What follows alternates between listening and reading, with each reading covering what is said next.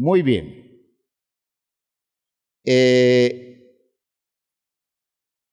Estamos entendiendo algunos aspectos de salud mental, y estamos hablando de salud mental, relacionados con lo que podríamos definir como el mal, la maldad, como lo malo, como el malo, muchos términos bíblicos.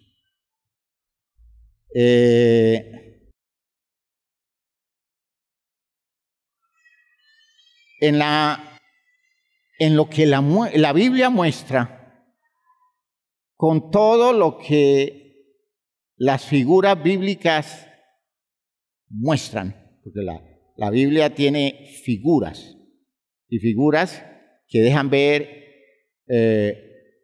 las dimensiones espirituales en formas que nos permiten entender mejor esa realidad que no hay manera de explicarla físicamente, ¿ya? No hay manera de explicarla físicamente. La realidad espiritual es una cosa muy distinta de lo físico. Y, hermanos, cuando uno entiende lo que la Biblia dice acerca del mal o de la maldad, tenemos que decir que la maldad es una condición estrictamente humana. ¿Me oyeron? La maldad es una condición. Aquí en la tierra, la maldad es una condición estrictamente humana. No hay maldad en la naturaleza. No hay maldad en la creación física. La maldad es una cosa solamente humana. Y la maldad del hombre contamina, daña, afecta, deteriora la naturaleza. Y si tenemos que decir un ejemplo actual del problema, hablemos del calentamiento global. Eso que estamos viviendo ya, con esas subidas extremas de la temperatura en el mundo entero, porque escuchaba por allí que se considera el año 2023 el año más caliente de la historia, de la historia humana, hasta donde han hecho registros. El año más caliente, el 2023.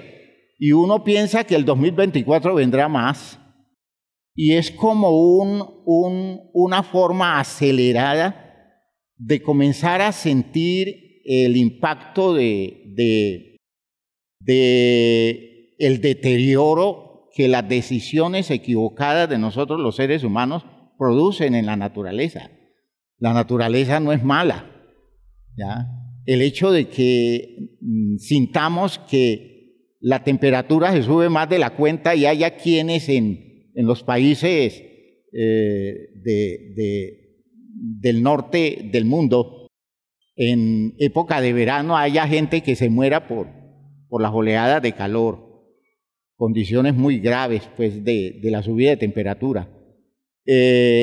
No es que la condición climática del mundo sea mala, no es mala.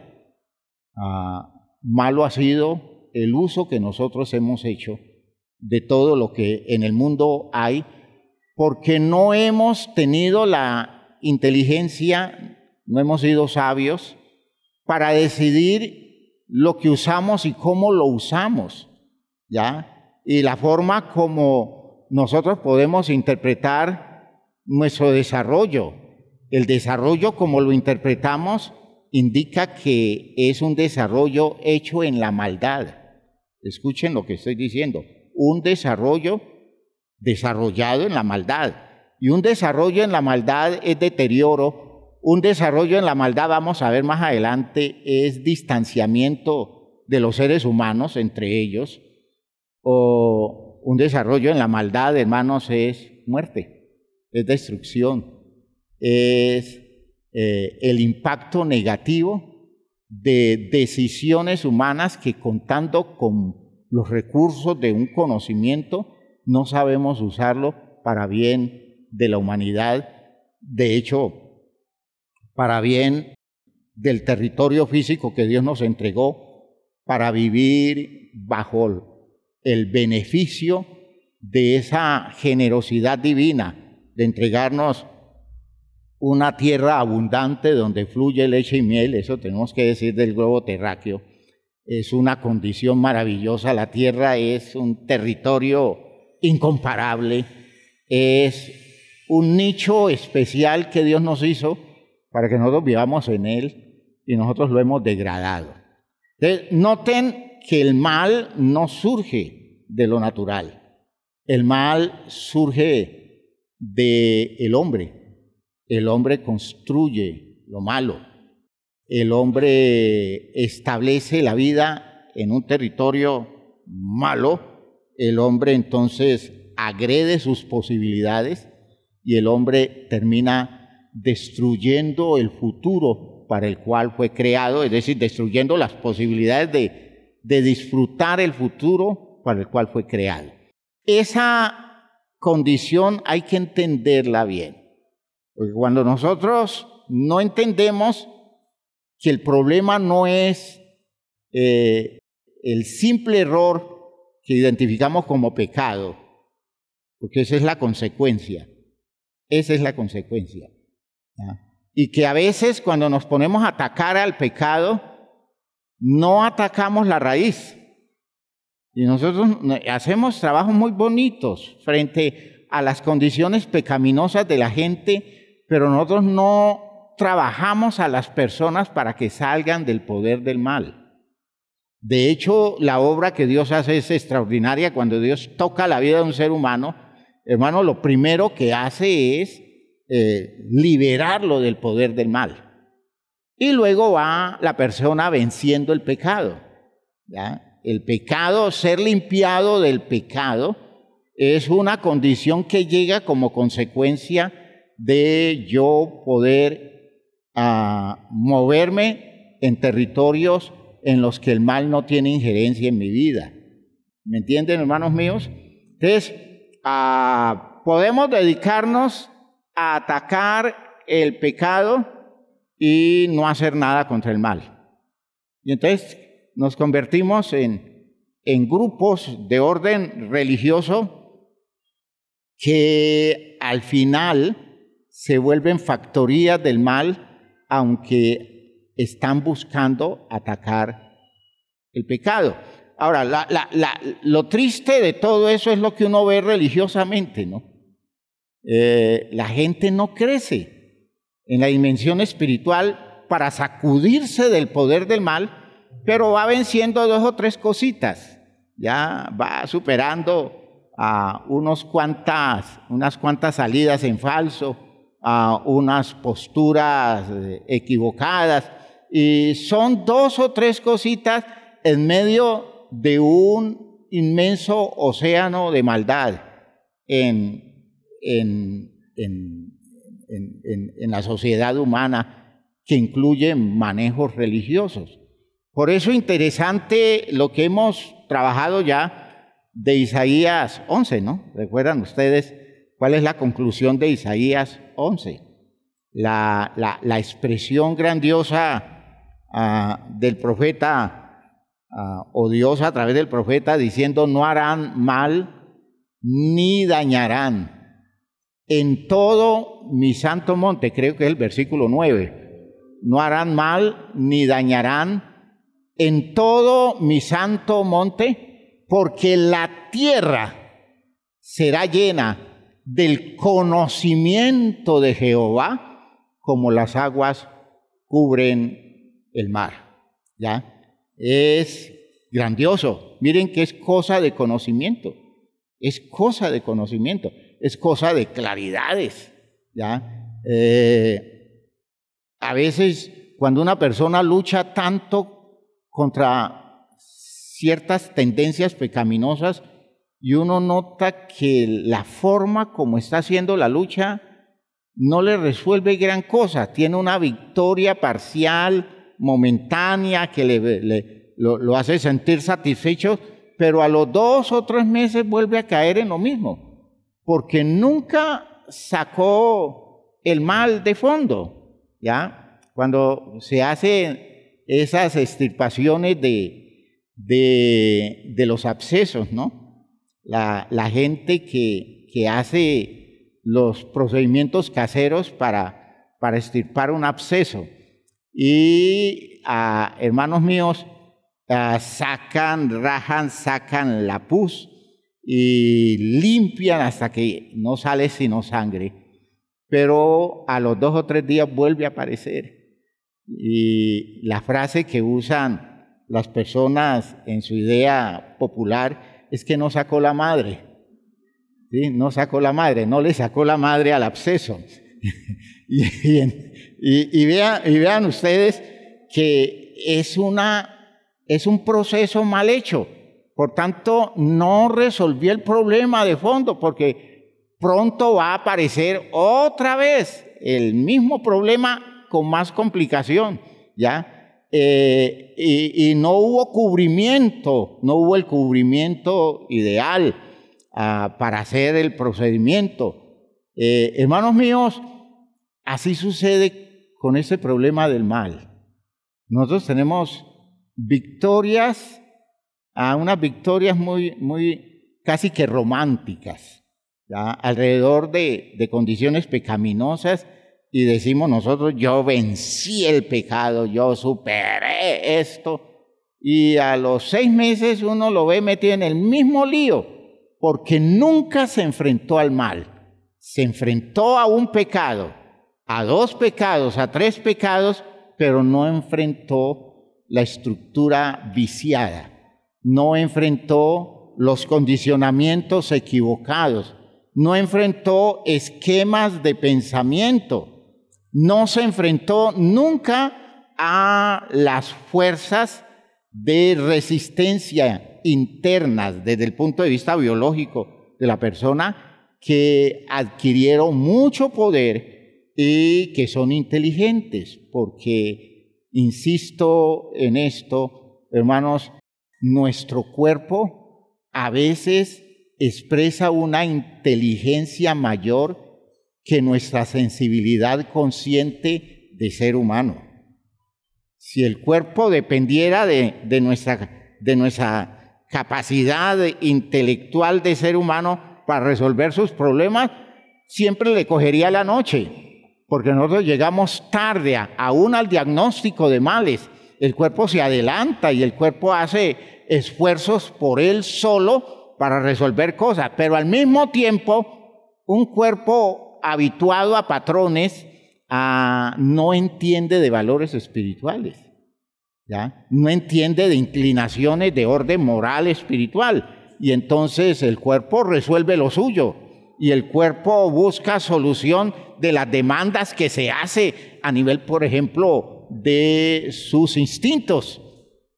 El cuerpo no está resolviendo lo suyo, el cuerpo no está pensando ni en salvación eterna, ni en honrar a Dios, ni en los valores espirituales que deben ser los que primen en nuestra estructura de ser humano. ¿Ven ustedes? Entonces, fíjense que es obvio, el problema del mal es obvio, es una cosa evidente, ¿ya? Y que no lo podemos resolver con pañitos de agua tibia. Yo veo a la gente a veces tan, digamos, deformada en su estructura,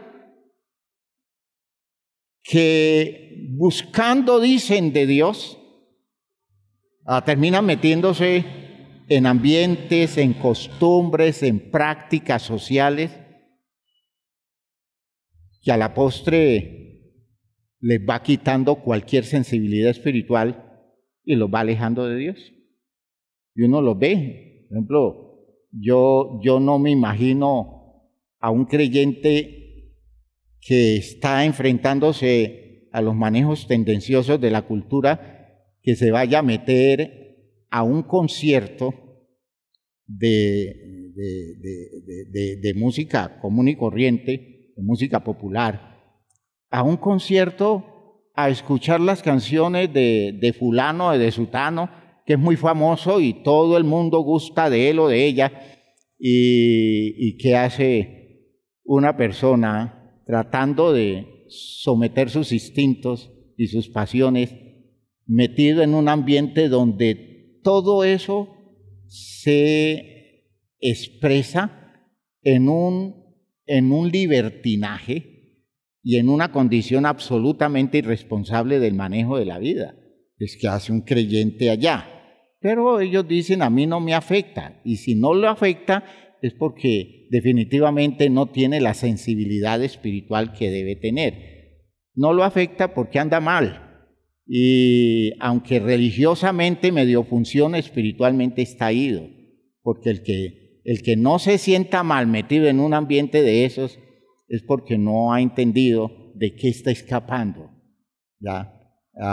En las enseñanzas de los apóstoles, al comienzo de la iglesia, una de las frases de Hechos, creo que es Hechos 4, cuando dice, y con estas y muchas otras palabras, instaban a las personas diciendo, a escapar de esta perversa generación.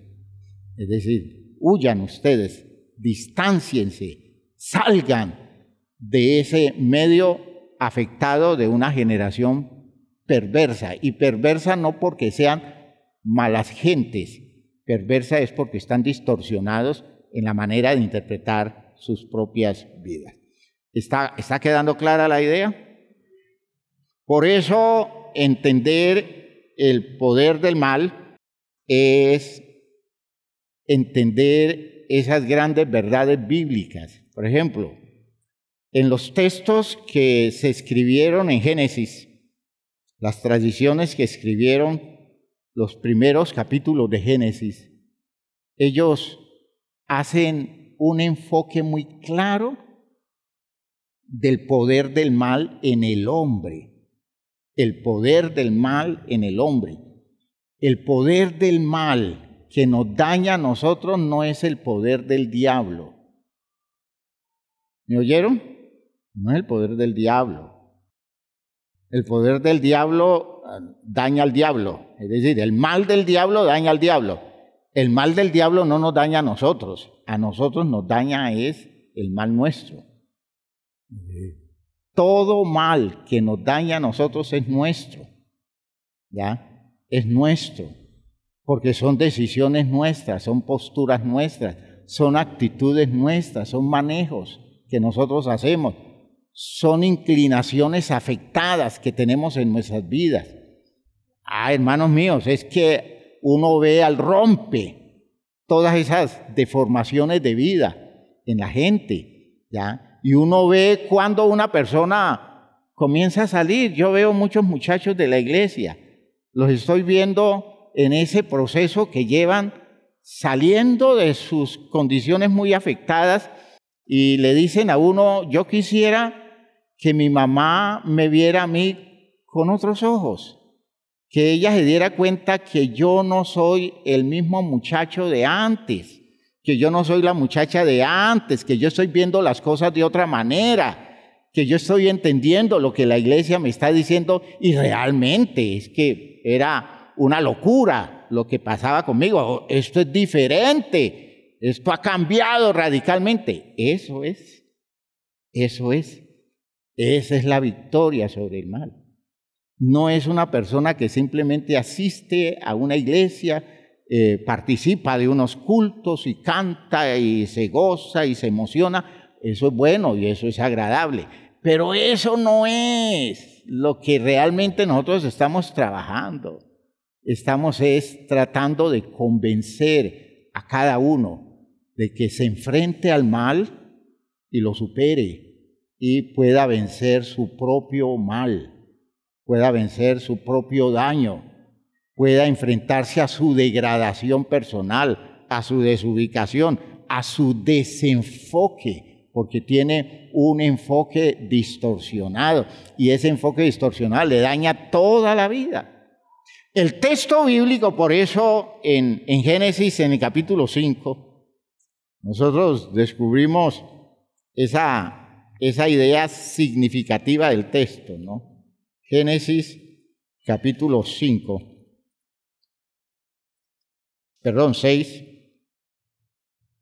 Génesis, capítulo 6.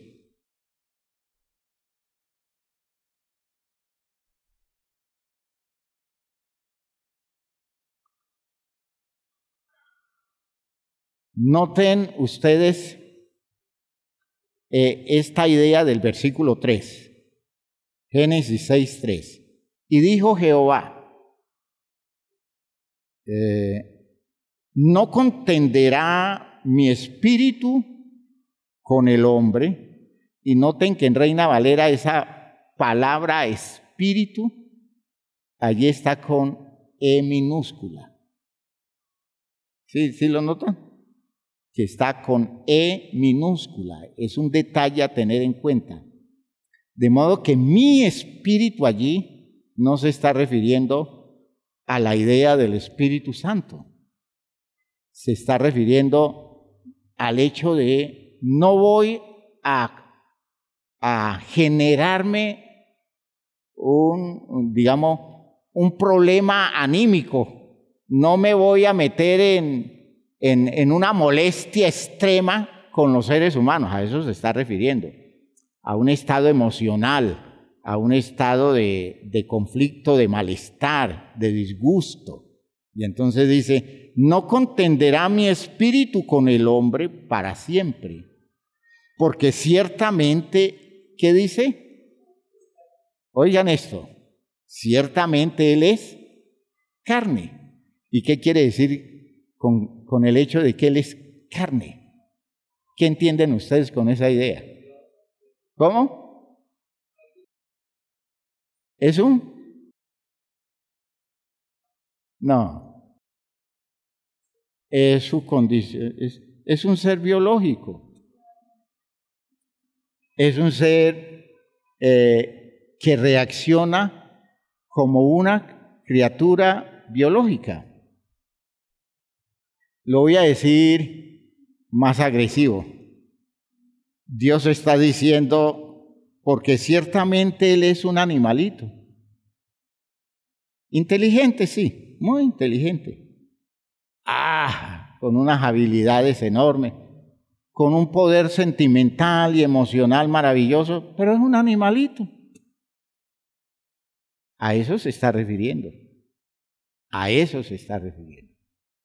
Es decir, yo tengo que buscar la forma de ayudarlo a superar ese estadio de su desarrollo, porque me pongo a pelear con sus tendencias naturales y de eso no va a resultar nada, porque me van a repetir los errores, van a hacer las cosas feas todo el tiempo. Me voy a disgustar, voy a entrar en conflicto con ellos, les voy a cortar la cabeza. No. Necesito replantear las cosas con ellos, porque no puedo evitar que ellos, lejos de mí, actúen como las criaturas elementales que son. Les estoy pidiendo que eleven su capacidad, su elaboración, eleven su manera de pensar, sus esquemas mentales, construyan algo allá arriba, y ellos se quedan a nivel de lo elemental. Fíjese que es la historia de Pablo en Romanos 7. Esa es la misma historia de Pablo en Romanos 7. Es que yo quiero hacer el bien, pero estoy hallando en mí una fuerza que me presiona y me conduce a hacer el mal que yo no quiero hacer. Entonces, fíjese que hay una condición donde el mal se manifiesta en esos territorios de nuestra naturalidad. ¿Ya? Allí se manifiesta el mal. Allí el mal adquiere un poder enorme. Y por eso dice, porque ciertamente Él es carne, más serán sus días 120 años. Es decir, no le voy a dar mucho tiempo para que no haga más diabluras. Y 120 años es un buen tiempo, ¿no? Una persona que dure 120 años es un gran tiempo. Lo que estoy tratando de mostrarles a ustedes es que la Biblia está haciendo reflexiones frente a la limitación de la condición humana. El hombre sin Dios tiende al mal. Inequívocamente el hombre sin Dios tiende al mal. Si Dios no está en el horizonte de la vida de un ser humano, el mal se apodera de él porque es la inclinación que tiene por su condición de criatura hecha de las condiciones físicas de las que nosotros estamos hechos. Hay experiencias en nosotros que nosotros las vivimos y solo el poder de Dios nos da victoria. Por ejemplo, cuando los hombres y las mujeres llegamos a cierta edad, ¿ya?, a edad mayor, comenzamos a sentir muchas cosas, ¿ya?, y se sienten más agresivas cuanto menos territorio tenga Dios en nosotros. Cuando hablamos de la crisis de la mujer adulta, de la mujer mayor y la crisis del hombre adulto, estamos hablando de cosas que tienen que ver con fallas bioquímicas dentro de la naturaleza física del hombre. ¿Y por qué impacta tanto nuestra vida? Porque así es la reacción. Ahora, ¿cómo hacer para que eso no tenga tanto territorio, no tenga tanto control en nosotros? Desarrollar la vigencia de condiciones espirituales. Lo físico lo vamos a sentir. El déficit físico, la falla hormonal que se expresa con todas las características, especialmente, es decir, más en las mujeres que en los hombres, es más agresivo. Pero una cosa es eso y otra cosa es el estado mental. ¿Me están oyendo? El estado mental es otra cosa, ¿ya? Y una mujer o un hombre que se va ubicando en Dios, en la forma ideal como se debe ubicar en Dios, el impacto mental de esa etapa no es tan fuerte. Y a veces ni siquiera se siente. Los calores, los hogajes, como lo llaman, esos malestares que dan, pues eso es inevitable. ¿Por qué? Por la cosa hormonal. Pero acá, lo supratentorial, acá lo del manejo nuestro, a la altura que tenga la estructura nuestra, se siente más, se siente menos. ¿Y por qué? Porque desde los territorios espirituales hay cosas que se someten. En el programa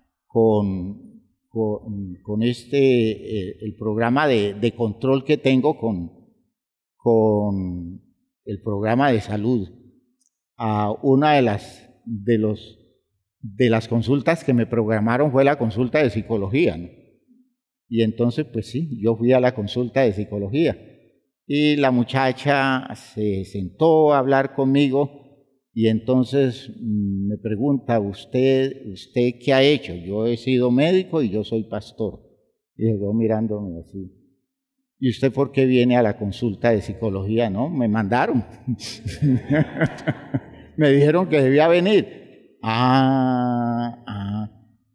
Y la muchacha se dedicó fue a averiguarme cómo manejábamos nosotros determinadas cosas. Y, hermanos, tuve una conversación tan bonita con esa joven psicóloga, con mucho sentido común. Se ve que sí está metida en su carrera con claridad. Me dijo, yo sé que usted no viene a buscarme a mí porque me necesita, pero usted sí me puede servir a mí de mucho.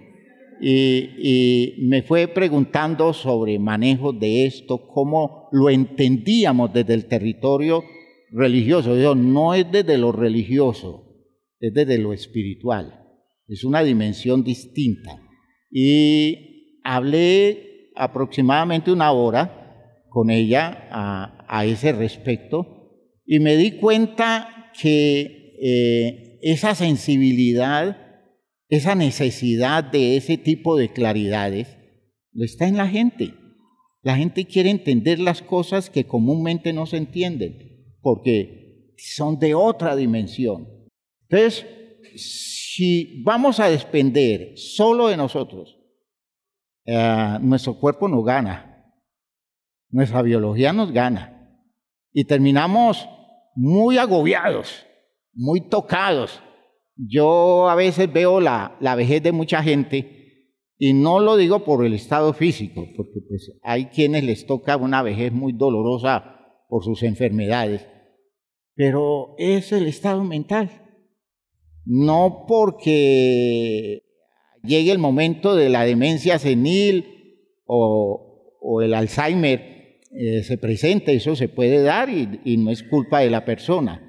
Lo que quiero decir es que en la vejez consciente, a veces nosotros no nos ubicamos a la altura de la claridad que debiéramos tener. Y terminamos, hermanos, agredidos por las molestias anímicas y mentales que produce la vejez, porque no tenemos victoria espiritual. Eso es lo que Dios está diciendo. Él es carne, Él es carne. A eso se reduce la vida de Él. No puedo verlo desde otra perspectiva, no tengo cómo ayudarlo si no se abre a otra posibilidad de entender las cosas, de ubicarse frente a las situaciones. Y eso es lo que en la práctica espiritual uno ve, el problema que hay con la gente que no sale del molde deformado que trae. Y aunque llega a la iglesia y practica muchas cosas bonitas en la iglesia, nunca tiene victoria porque nunca se enfrenta a esas deformaciones que se volvieron tan poderosas y tan dominantes en sus vidas. No, aquí están es para vencer eso. Aleluya. Ustedes han llegado acá es para vencer eso y es para descubrir que hay otra forma de vivir muy distinta y que tiene condiciones que supera todo lo natural. Ahora, mire usted el versículo 5 de ese texto. Y vio Jehová que la maldad del hombre, miren ustedes el término, vio Jehová que la maldad del hombre era mucha en la tierra. Había una deformación de la especie. Es decir, ya desde tiempos primitivos, los creyentes inspirados que escribieron estos textos en forma de símbolos o figuras, ¿ya? Ellos captan la realidad. En ese tiempo se dan cuenta que todo su medio social, muy primitivo, muy elemental, pero está deformado. Hay mucha maldad reinante en esos ambientes en los que ellos se mueven, los creyentes inspirados y que plasman esa realidad de su experiencia en el texto. Están diciendo es que lo que uno nota en la sociedad en la que nos estamos moviendo es que la tendencia de la gente es al mal. Lo natural en ellos es meterse en cosas malas y por eso lo natural es alejarse de Dios, lo común es alejarse de Dios.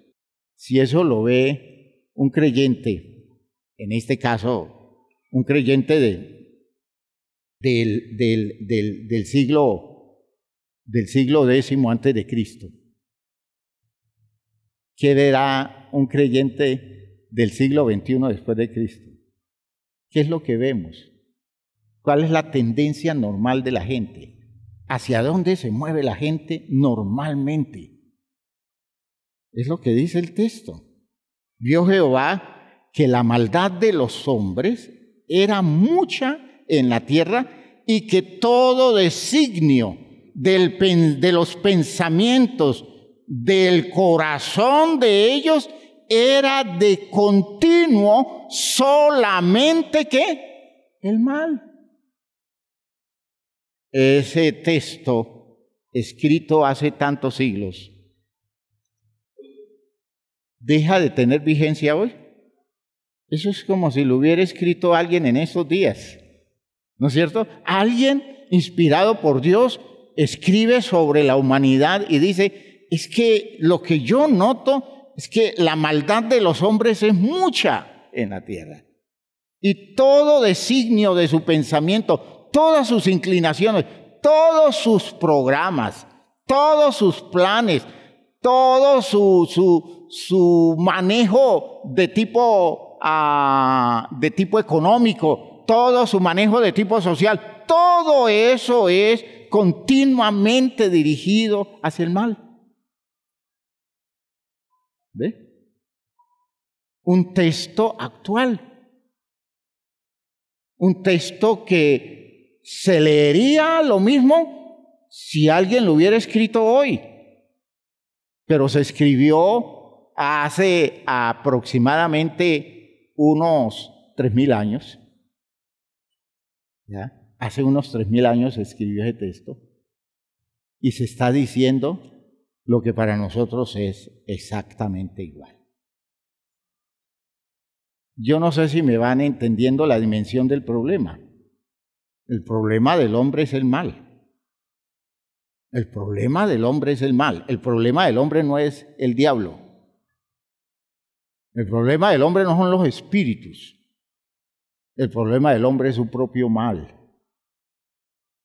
¿Ya? El hombre tiene tendencia a la autodegradación.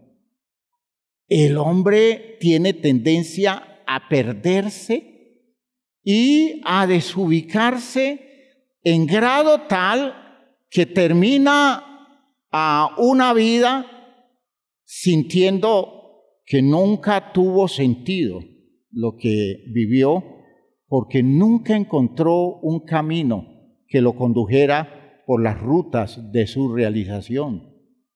¿Por qué? Porque nada condujo hacia allá. La educación que le dieron de nada sirvió, porque nada de la educación tiene que ver con eso.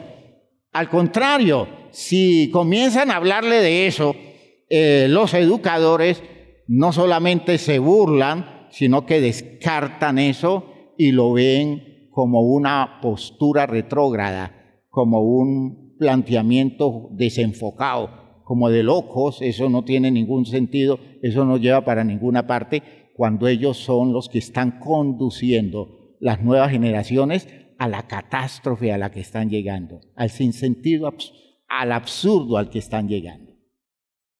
¿Ve? Eso está muy grave.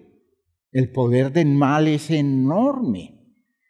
El poder del mal del hombre es una cosa que trasciende todos los manejos que nosotros como religión estamos haciendo. Nosotros nos quedamos cortos enfrentando el mal. ¿Por qué? Porque nos desenfocamos en manejos simplistas de la religión. Muy simples de religión. Y la forma de agradar a Dios, la forma de elevar nuestro pensamiento hacia las alturas de lo divino, hermanos, nosotros lo descartamos porque estamos muy ocupados en muchas otras cosas, y esas muchas otras cosas no son las que Dios nos ha preparado, son las que el mundo ha preparado para sacarnos de cualquier territorio espiritual de realización. Mire los dos textos en el mismo capítulo.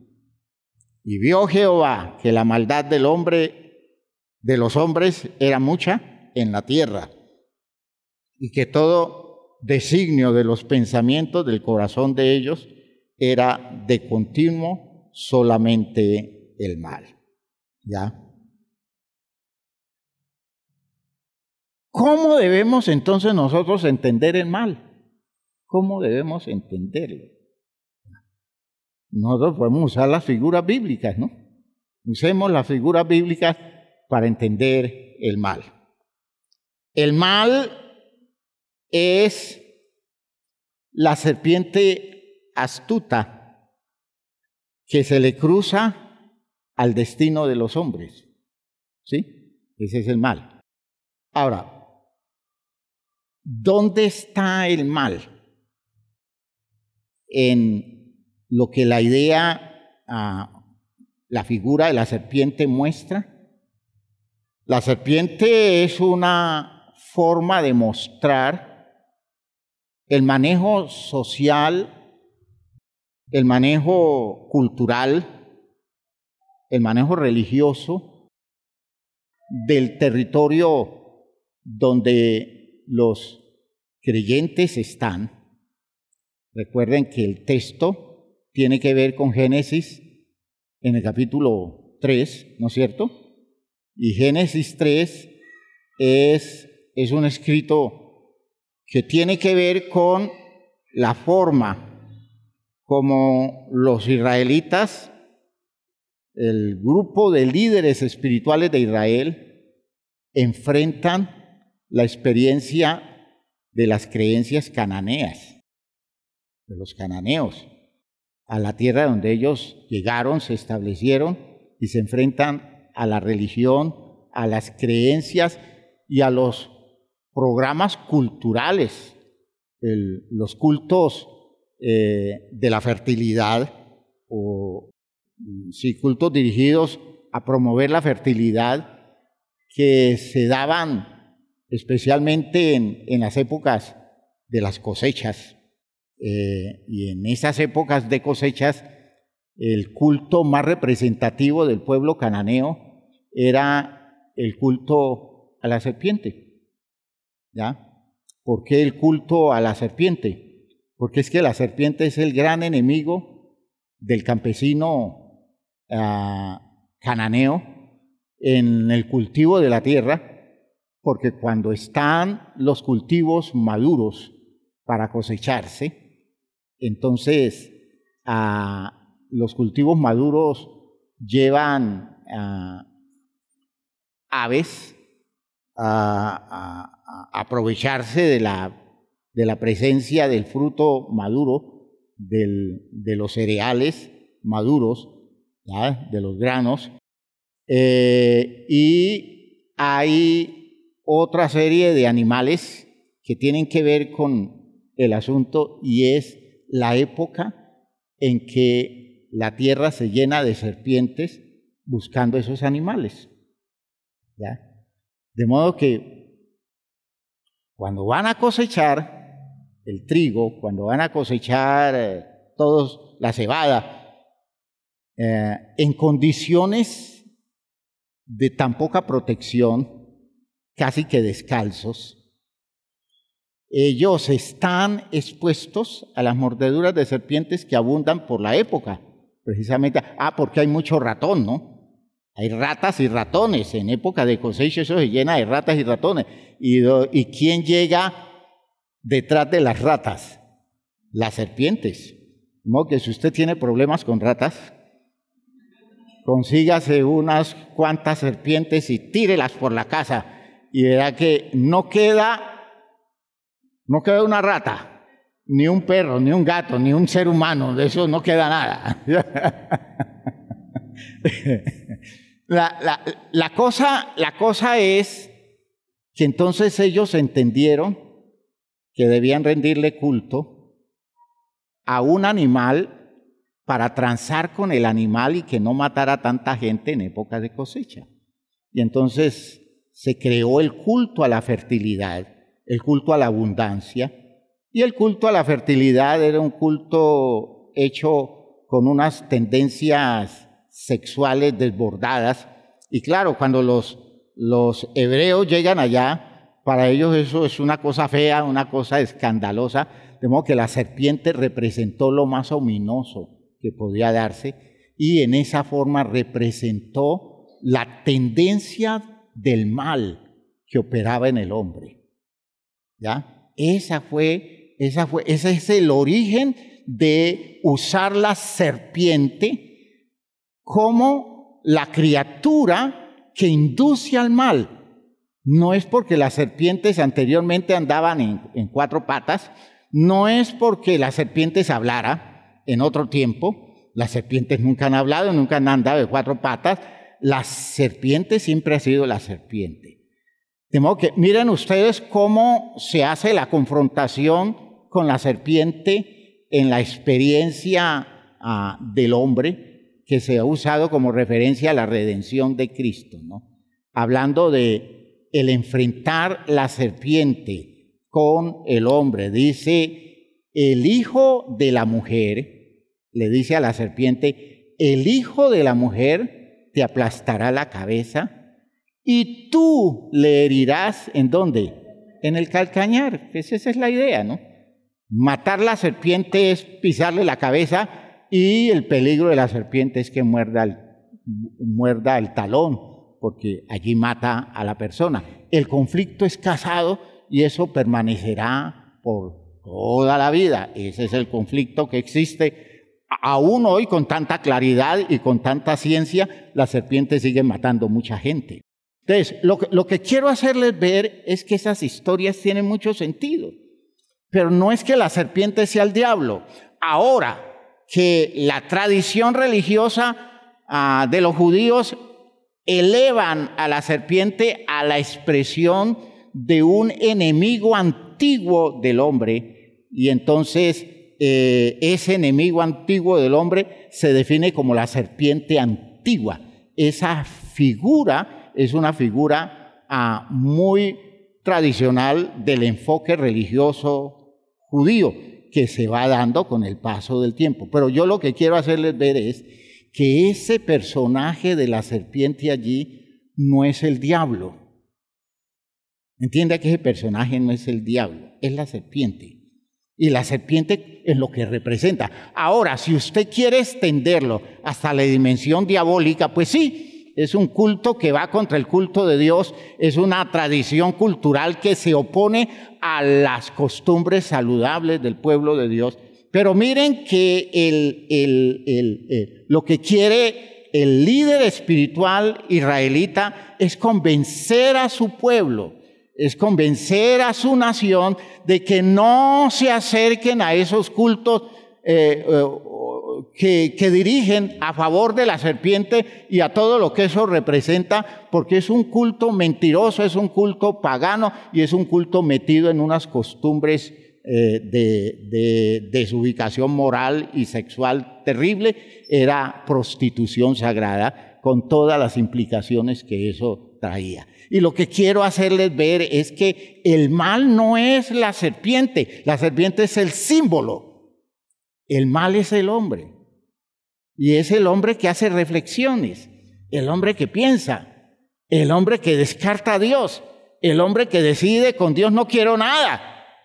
Yo de Dios no quiero nada que me induzca a aceptar patrones de vida que no sean lo que a mí me dé la gana hacer, lo que me nace, y le nace todo lo que instintivamente le nace, lo que pasionalmente le nace, y descarta a Dios. Ese es el origen del mal. El mal comienza en el hombre.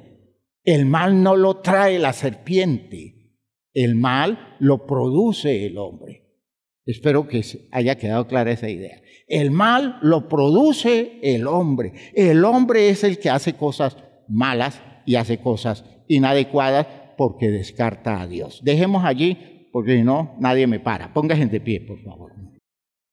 Pónganse de pie. ¿Pero han entendido la idea? ¿Tiene sentido eso? Descubren que el problema es nuestro, ¿no? El problema es nuestro. El problema no es del diablo, el problema no es de la serpiente, el problema es nuestro.